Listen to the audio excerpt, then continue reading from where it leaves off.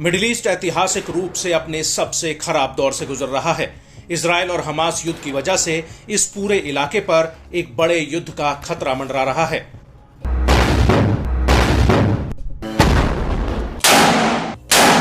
और अगर ऐसा होता है तो सबसे ज्यादा मुसीबत अमेरिका के लिए खड़ी हो सकती है। वो इसलिए क्योंकि अभी तक मिडिल ईस्ट पर अमेरिका की जो पकड़ है वो पूरी तरह से ढीली पड़ जाएगी और ईरान अपनी चौधराहट कायम करने में कामयाब हो सकता है। और अगर ईरान मिडिल ईस्ट में बाहुबली बन जाता है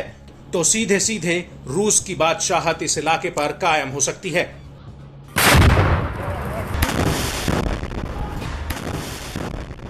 ये सब हम इसलिए कह रहे हैं क्योंकि सीरिया और इराक में अमेरिकी सेनाओं पर लगातार हमले हो रहे हैं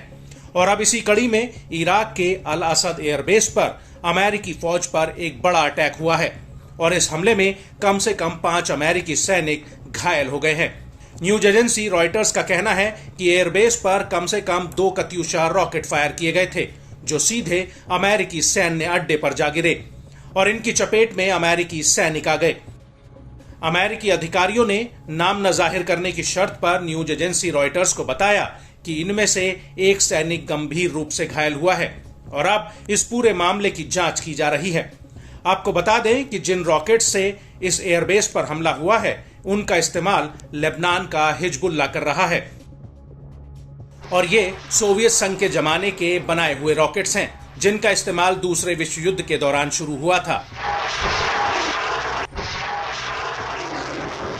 आपको यहां यह भी बता दें कि पिछले हफ्ते अमेरिका ने इराक में कुछ चरमपंथियों पर एयर स्ट्राइक की थी। अमेरिका का कहना है कि ये चरमपंथी अमेरिका और सहयोगी सेनाओं पर ड्रोन हमला करने की तैयारी में थे और हालिया हमले के पीछे ईरान का हाथ होने का शक बताया जा रहा है क्योंकि 31 जुलाई 2024 की रात ईरान की राजधानी तेहरान में हमास के मुखिया इस्माइल हानिया की एक हमले में मौत हो गई थी और ईरान ने इस हमले का आरोप इजराइल पर लगाया था और कहा था कि इजराइल के इस काम में अमेरिका ने उसका पूरा साथ दिया है और यही वजह है कि इराक में अमेरिकी बेस पर हमले को लेकर ईरान का हाथ होने का शक जताया जा रहा है।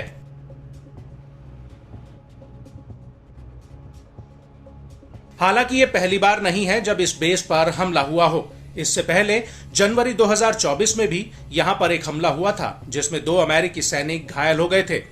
आपको बता दें कि इराक में करीब 2500 अमेरिकी सैनिक तैनात हैं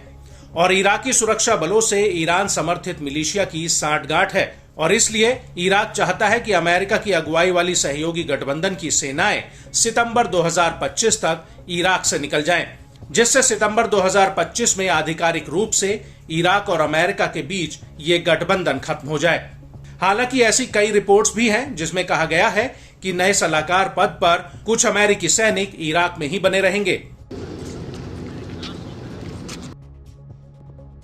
लेकिन इराक में 7 अक्टूबर 2023 को इजराइल और हमास युद्ध शुरू होने के बाद से ही अमेरिकी सेना पर हमले हो रहे हैं और इराक की सरकार ईरान समर्थित इन प्रतिरोधी समूहों पर काबू नहीं कर पा रही है क्योंकि ईरान लगातार इन गुटों को अमेरिका के खिलाफ भड़का रहा है। हालांकि अब ऐसा लग रहा है कि ईरान और अमेरिका के बीच इस फसाद को कम करने के लिए सऊदी अरब मध्यस्थता कर सकता है क्योंकि एक इराकी सूत्र का कहना है कि अमेरिकी विदेश मंत्री एंटनी ब्लिंकन ने सऊदी अरब से ईरान के जवाबी हमले को कम करने के लिए मदद मांगी है जो इस्माइल हानिया की हत्या के बाद होने वाला है।